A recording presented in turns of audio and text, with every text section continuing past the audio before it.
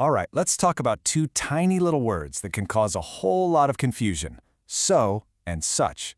You've probably used them a million times, but do you always get them right? Well, stick with me for a few minutes, and I promise you'll nail the difference every single time. Your English is about to sound so much sharper. So, have you ever been in the middle of a sentence and just paused, wondering, wait, is it the movie was so good or it was such a good movie? If you've ever felt that little flicker of doubt, trust me, you are not alone. It's one of the most common mix-ups out there, and today we're going to clear it up for good. Take a look at these.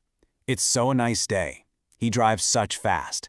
They just sound a little off, right? They don't quite land. These are perfect examples of the so versus such puzzle. And by the time we're done here, you're going to know exactly why they're wrong and how to fix them in a heartbeat. Okay, let's get right into it. The fix is actually way simpler than you might think. It really all comes down to two foundational rules. Once you get these two down, I promise everything else just clicks into place. Okay, rule number one, it's super simple. I want you to think of so as a spotlight. Its only job is to shine a bright light on one single word, either an adjective like cold or an adverb like quickly, just to make that one word stronger, to really intensify it. Let's see that spotlight in action. The movie was so interesting. See, the spotlight is on interesting. She speaks so fluently. It's just shining on fluently. It was so cold yesterday. You get the idea. In every single one of these, so is just pumping up the volume on that one adjective or adverb right after it. Nice and easy. And now for rule number two. So if so is a spotlight on a single word, think of such as a big picture frame. It's used to frame a whole idea, a whole package deal. Its main focus is always on the noun, the person, place, or thing. That's the key thing to remember with such. What's the noun? And check out how this frame works. For a singular noun, you'll almost always see a or an. It was such a beautiful day. With plural nouns, you just use such by itself. They are such talented musicians. And you know what? It even works with uncountable nouns. He told me such nonsense. In every single case, the star of the show, the thing inside the frame, is the noun. All right, so you've got the basic rules down. Now let's level up. We can actually use these words to build smarter, more descriptive sentences by connecting a cause to a result. It's a really powerful tool. Here's the magic trick. Just add the word that. This little word lets you create this great cause and effect flow. For example, she was so tired that she couldn't keep her eyes open. The cause? The tiredness. The result? She couldn't stay awake. Same thing with such. It was such a delicious meal that everyone asked for the recipe. This is an awesome way to add more detail and make your speaking and writing flow so much better. Okay, time for the main event. Let's put so and such head to head. We're going to do a direct comparison to really lock in these rules and, of course, fix those common mistakes we looked at earlier. And here it is, the whole thing in a nutshell.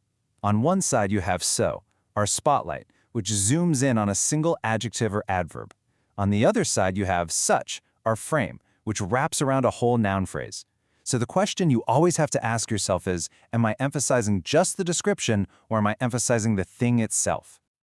Okay, let's tackle that first mistake. She is such beautiful. Why doesn't that work? Well, beautiful is just an adjective here. There's no noun for such to frame. It needs that so spotlight to give it a boost.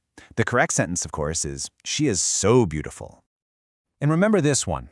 It's so a nice day. What's the real star of the sentence? It's the noun, day. And since our focus is on the noun, we need the noun framer, which is such. That's what gives us that smooth, natural-sounding sentence. It's such a nice day. And finally, let's check out a plural example. They're so good friends. Again, what's the key word here? It's friends, a plural noun. So that tells us our little spotlight, so, isn't the right tool for the job. We need the picture frame, such. They're such good friends. See, it just clicks, doesn't it? Feeling pretty confident with the basics now? Awesome. For those of you who want to get a little fancy and take your English to the next level, let's look at a more formal kind of literary technique. This is a really cool trick called emphatic conversion. Now it sounds complicated, but it's not. All you're doing is flipping the sentence around. You take that so or such phrase and you move it right to the beginning. It creates this really dramatic, kind of sophisticated effect. Just listen to how elegant this sounds. Instead of saying, the view was so beautiful that, you flip it for emphasis. So beautiful was the view that, we couldn't stop staring. It just has a much stronger, more powerful impact. It's a great tool to have in your back pocket, especially for writing. Okay, we've gone through a lot. Let's boil it all down and lock in the most important takeaways so you can start using all of this stuff right now. So here's the crucial point, the one thing you need to remember. Just look at your sentence and ask yourself one simple question. Am I trying to emphasize an adjective or an adverb all by itself, like hot? If yes, use so. Or am I trying to emphasize a noun phrase, like a hot day? If yes, use such. That's it. If you can remember that one distinction, you've totally cracked the code. All right, you've got the rules, you've seen the examples. Now, the best way to make this stuff stick is to actually use it. So here's a little challenge for you. Come up with a sentence that is so smart, it's such a perfect example of these rules. Give it a try. Thanks for sticking with me on this one.